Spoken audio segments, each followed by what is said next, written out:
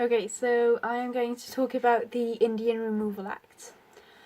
So why and how did the newly arrived immigrants conquer the West? So basically, when the American government called for population to come and live in America, thousands and thousands of people answered the call and came.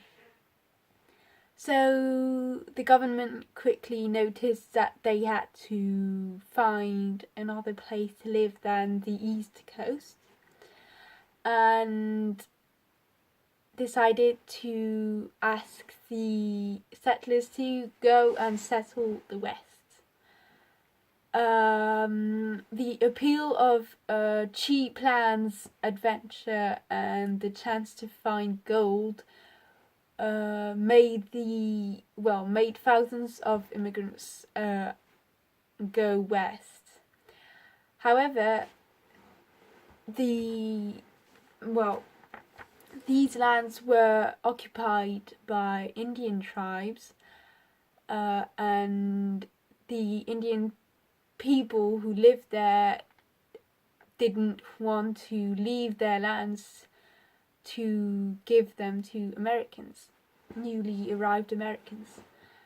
President Andrew Jackson, who was at the head of the government at the time, offered to pay for the tribes, for new lands for the tribes on the other side of Mississippi, for them to go and live there in exchange for their ancestral lands.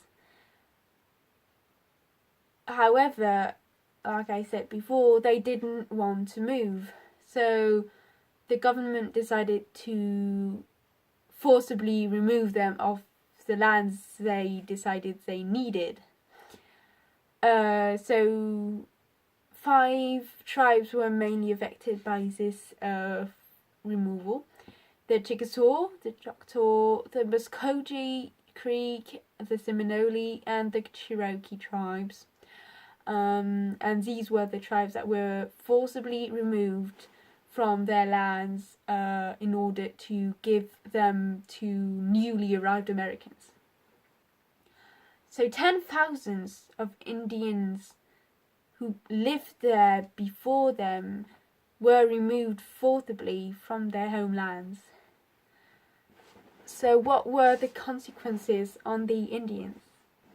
So they were forced to march from their homelands to their new homes,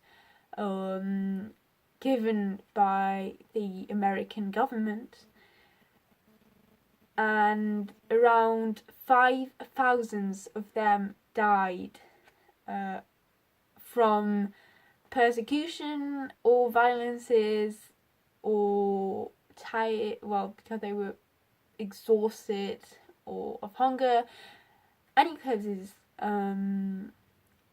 mainly from the hands of newly arrived Americans. This is why this march that was mainly referred as Death March or Trail of Tears. To conclude, the Indian tribe therefore suffered from this Indian Removal Act signed by President Andrew Jackson, and they also suffered from the persecution because the American government referred the Indians as uncivilized, stupid, basically savages, as a savage population. So they were, and still are now, a bit persecuted and prejudiced about their tribes and their culture, their lives. So they are still, people still tease them a bit like savages or things like that.